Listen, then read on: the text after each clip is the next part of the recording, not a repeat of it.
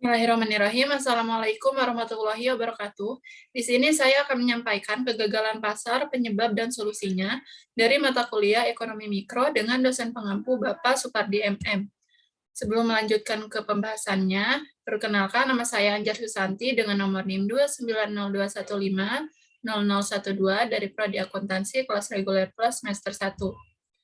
Pengertian ekonomi mikro adalah cabang dari ilmu ekonomi yang mempelajari perilaku konsumen dan perusahaan serta penentuan harga-harga pasar dan kuantitas faktor input, barang dan jasa yang diperjualbelikan. Ekonomi mikro meneliti bagaimana berbagai keputusan dan perilaku tersebut memengaruhi penawaran dan permintaan atas barang dan jasa yang akan menentukan harga dan bagaimana harga pada gilirannya menentukan penawaran dan permintaan barang dan jasa selanjutnya. Individu yang melakukan kombinasi konsumsi atau produksi secara optimal bersama-sama individu lainnya di pasar akan membentuk suatu keseimbangan dalam skala makro dengan asumsi bahwa semua hal lain tetap sama atau ceteris paribus.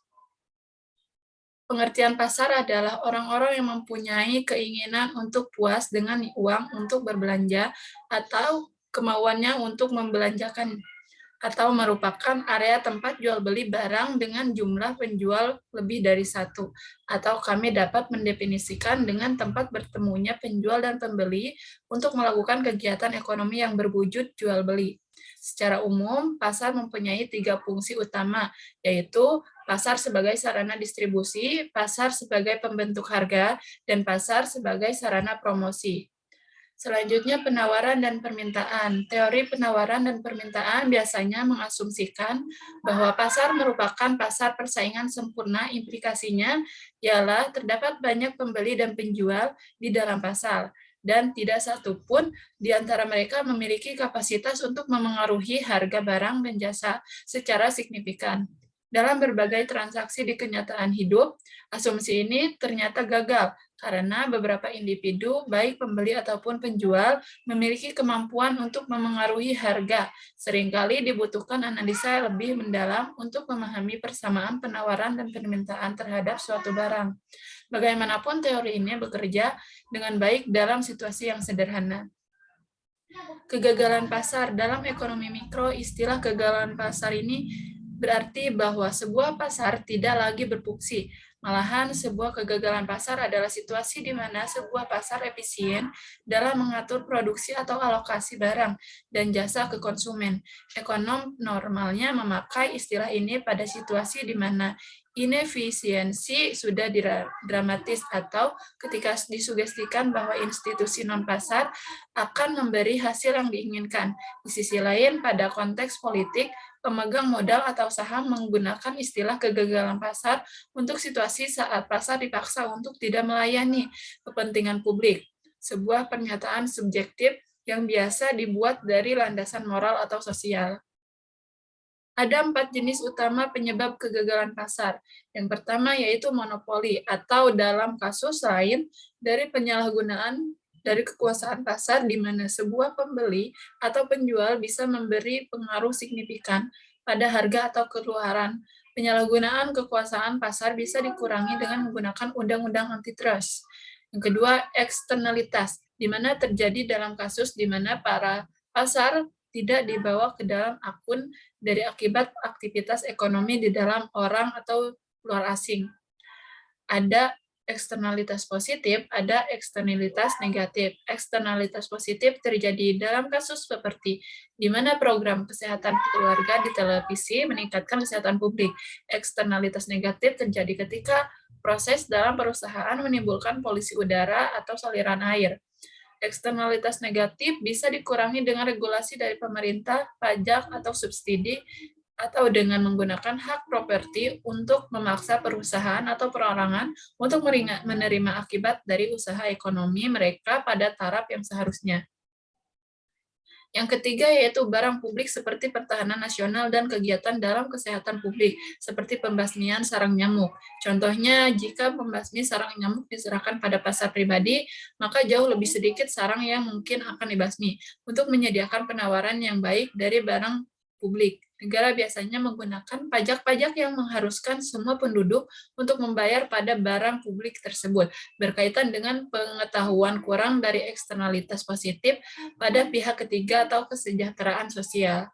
Dan yang keempat adalah kasus di mana terdapat informasi asimetris atau ketidakpastian, informasi yang inefisien. Informasi asimetris terjadi ketika salah satu pihak dari transaksi memiliki informasi yang lebih banyak dan baik daripada pihak yang lain. Biasanya para penjual yang lebih tahu tentang produk tersebut daripada yang pembeli. Tapi ini tidak selalu terjadi dalam kasus ini. Berikut adalah solusi kegagalan pasar. Yang pertama ada larangan ihtikar. Ihtikar dapat diartikan menahan atau menimbun barang, terutama pada saat terjadi kelangkaan dengan tujuan untuk menaikkan harga. Akibat dari ihtikar ini, masyarakat luas akan dirugikan oleh sekelompok kecil yang lain. Sekalipun Islam memberikan kebebasan kepada setiap orang dalam menjual belikan barangnya, yang menjadi keinginan hatinya, tetapi Islam menentang dengan keras sifat egois yang mendorong sementara orang dan ketamakan pribadi untuk menumpukan kekayaan atas biaya orang lain dan memperkaya pribadi, kendati dari bahan baku yang menjadi kebutuhan rakyat.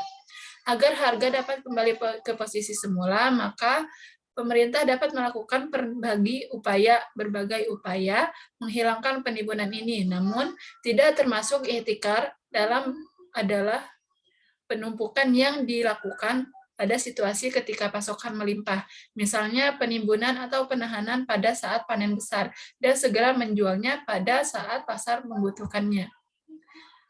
Dan selanjutnya membuka akses informasi. Beberapa larangan terhadap praktik penipuan pada dasarnya adalah upaya untuk menyebarkan keterbukaan informasi, sehingga transaksi dapat dilakukan dengan sama-sama suka dan adil.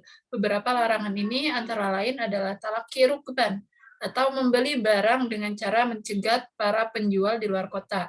Bain najasi mencakup pengertian kolusi di mana antar penjual satu dengan yang lainnya melakukan kerjasama untuk menipu konsumen.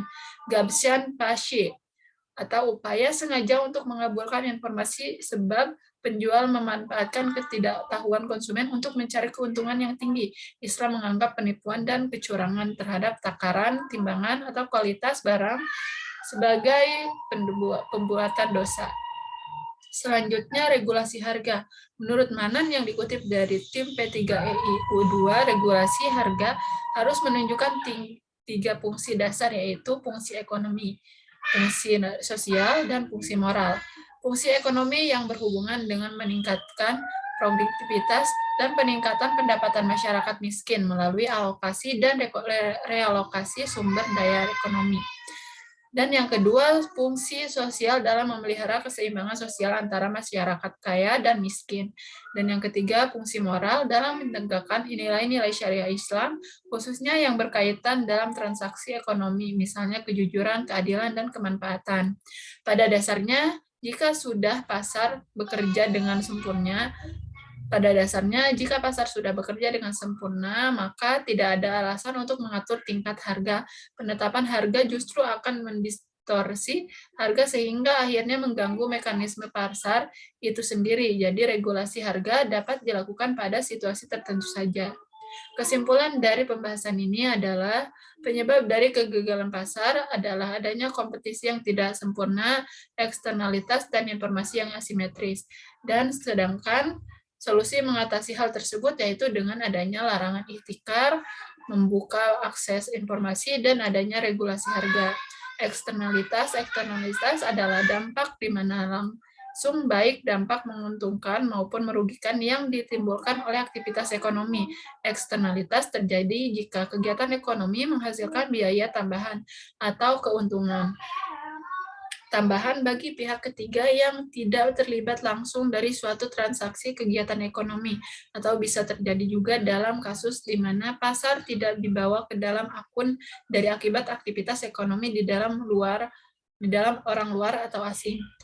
Dalam khasanah pemikiran ekonomi Islam klasik, pasokan atau penawaran telah dikenal sebagai kekuatan penting di dalam pasar. Semakin tinggi harga pasar, maka semakin banyak pula jumlah barang yang akan dijual. Terima kasih, mungkin hanya itu saja yang bisa saya sampaikan. Kurang lebihnya saya mohon maaf. Wassalamualaikum warahmatullahi wabarakatuh.